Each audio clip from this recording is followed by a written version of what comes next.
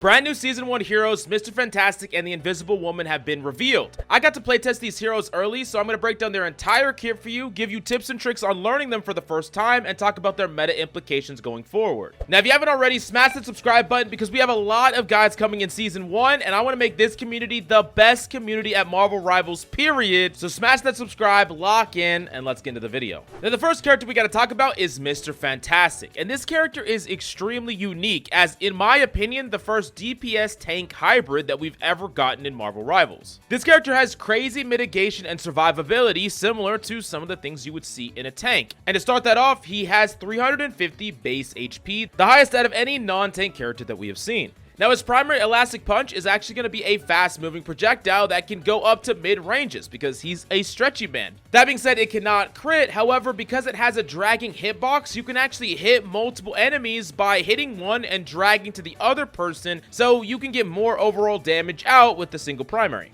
Now, his alternate fire, Distended Grip, is going to be on a 6-second cooldown, and this is going to entangle an enemy, and you can actually pull them into you or your team, or you can slam them into another target that you also hit with the Distended Grip, which is going to slam them together. This is going to do damage when they're gripped, and when they're slammed together, they're going to be in a slight fixed stun, so you can actually follow up with more damage, like your elastic punch. Now, ability 1 is Reflective Rubber. This is going to be on a 12-second cooldown, and while he's active in this, he cannot be crowd controlled at all, so F off Jeff the Shark. He's going to be able to absorb 300 damage, and he's going to be able to fire back a partial damage in a fast-moving projectile, so it's going to do a giant chunk, but not necessarily the same amount of damage that he took in. That being said, from single source targets, he can take even more damage, as we've seen here, where he can literally just tank a freaking Iron Man ult. This is honestly just generally great for mitigation, protection, or just to duel an enemy. Being able to turn their damage back at them and protect you while you're doing it is going to be crazy for outplay potential. After more testing, I found that he can actually survive any amount of damage from a single source. So even something like Scarlet Witch's ultimate, he can fully tank and take no damage from. But if it's something that does consistent repetitive damage, something like Moon Knight's ult, it will break the 300 threshold first with part of the ultimate, and then the rest of it will potentially kill him. Now, ability 2 sounds like it's from the Karma Sutra. It's called Flexible Elongation. It's going to have 2 charges, and to get a full charge back, it's going to take 7 seconds. You're going to get a shield of 75 HP, and you can select a target and dash towards them and hit them with damage, or you can dash to an ally and actually shield your allies and protect them. So it's a pretty flexible ability that can be used to chase down a target, or it can be used to protect an ally, combined with, once again, more HP, kind of paint the picture of this character truly being a tank DPS hybrid. Now, his passive is where things get really crazy, called Drums of Liberation. No,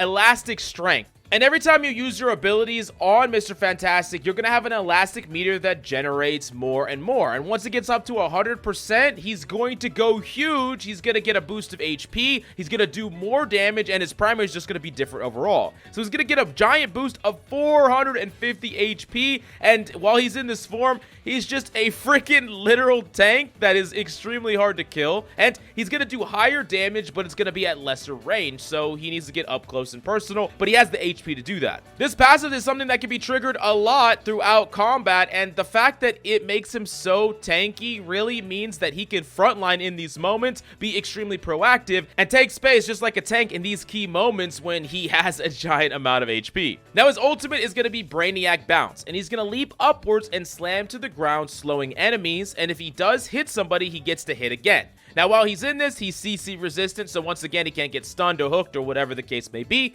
But something important to note is that you're going to keep your HP going into it, and it's not going to give you a giant burst of HP, so you want to be at full or even your passive elastic strength being triggered so that you have all that HP when you're bouncing up and down. I saw XQC play the character a lot, and he oftentimes would ult when he has very little HP, get focused, get killed, or have to cancel his ult early.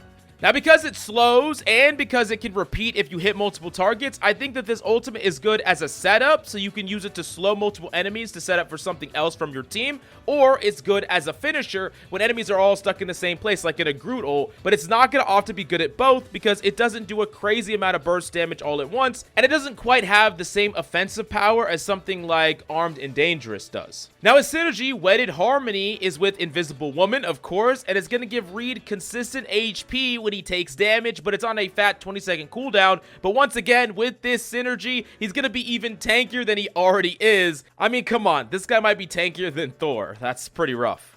Now, for general playstyle and meta implications, first off, he's going to be cyclical. He has very powerful cooldowns that you're going to want to cycle in and out of, so you're not going to want to necessarily engage when they're down, and there's going to be key moments when you're active in a fight and key moments when you're much more reserved. In addition to that, you also have your passive. When you get big and you have all that HP, you can be proactive, and I think timing that right, because remember, you're going to generate this by using any of your abilities, but you don't want to go into this mode unless you're ready to go in. So I think timing that is really important, and making sure that you cycle your abilities correctly so you can go in when you have abilities and you're max HP and you're really big and tanky, and then you can be reserved when you don't have your abilities, you don't have that passive bar, and you're just waiting for that next moment. In addition to that, this character can make plays on both defending and killing. He has a lot of outplay capabilities, even if his burst damage isn't quite as high as some other DPS characters. I think he sacrifices giant amounts of burst damage, but has really good crowd control and mitigation,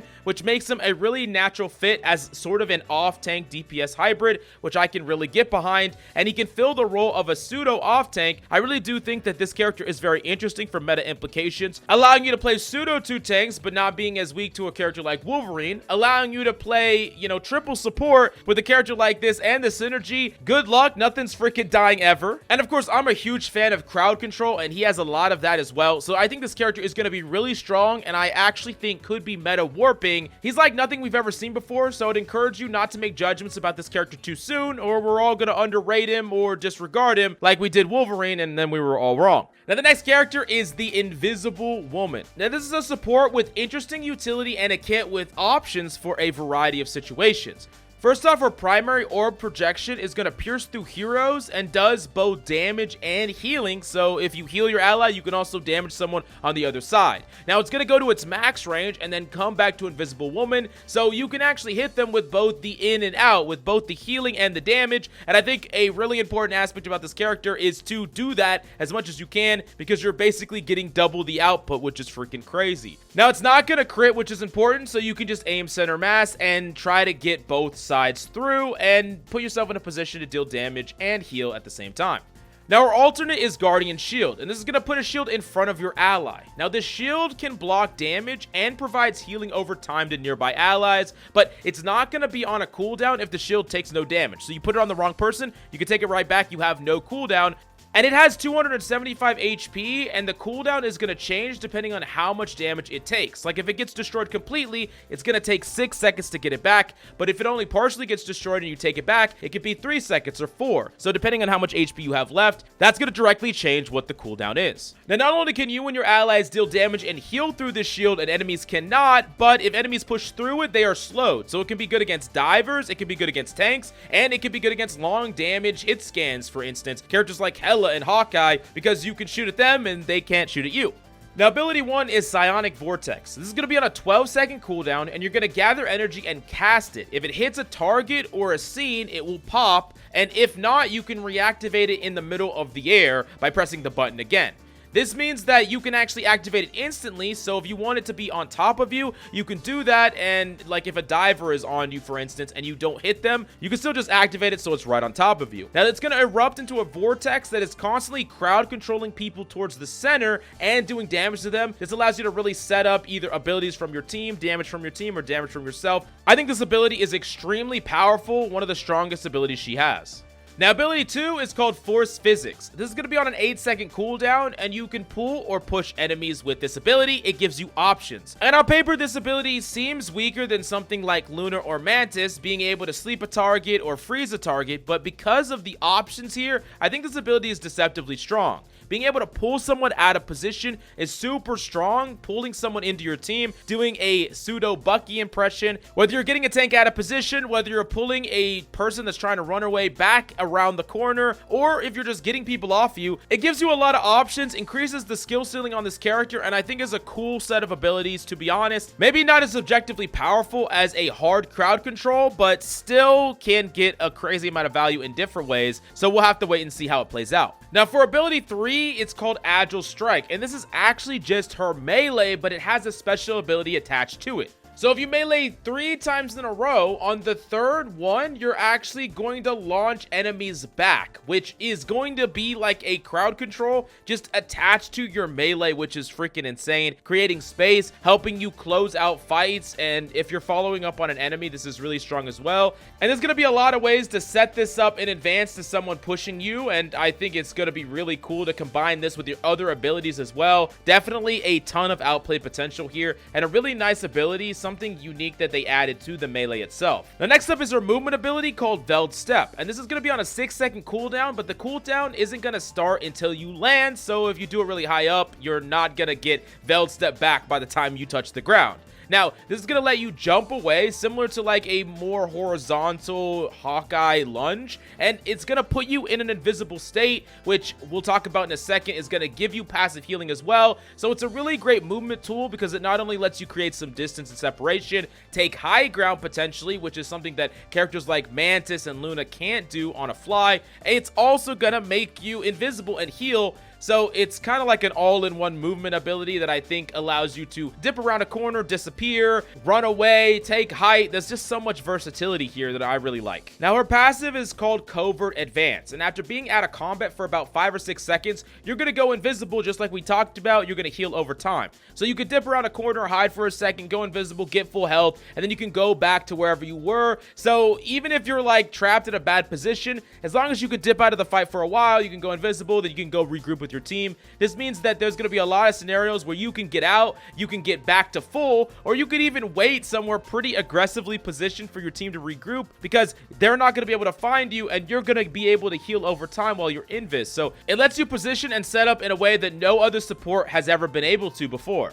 Now, our ultimate invisible boundary is going to create a giant field where everyone on the outside can't see what's on the inside. So that means enemies on the outside cannot see you, or they cannot see their allies either to help them. And this is going to provide a giant amount of healing to your team over time. This is a crazy amount of healing, and I legitimately think you can use this as just a pure defensive ult against a lot of ultimates. In addition to that, enemies that are inside are slowed, so not only can they not receive help from their team on the outside, but they are fighting people that are full HP because they're constantly getting healed and they're slowed.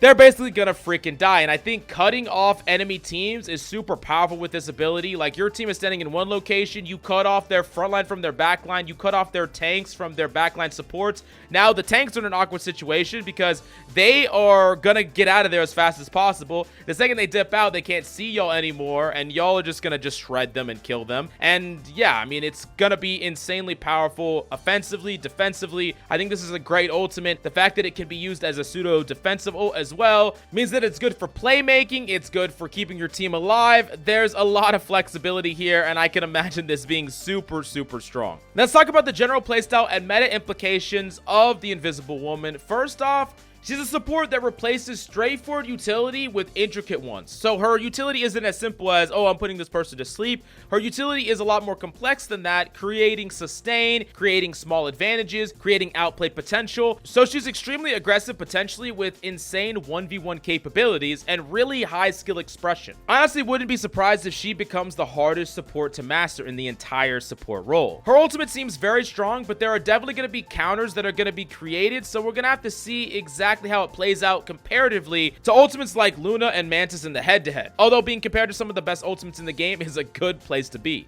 Now, I definitely think that she could be great in a duo support composition, or even in a triple support composition, where I would see she would thrive the most as someone who simultaneously applies a lot of healing and mitigation, but also applies a lot of damage-based pressure as well, and has playmaking capabilities in the neutral game. I think overall, I'm incredibly impressed by both of these heroes, and I think both of them have huge potential to make a meta impact. I'm very excited to play these characters on ladder, grind them out personally, so you're definitely going to want to smash that like, subscribe so you don't miss out on the 2 advanced guides for these 2 characters, our Thor advanced guide, and a Wolverine guide coming soon with a special guest you're definitely going to want to see. Anyways, all aboard the Season 1 hype train. Thank you so much for coming by. Hope you enjoyed the video, and I'll see you next time.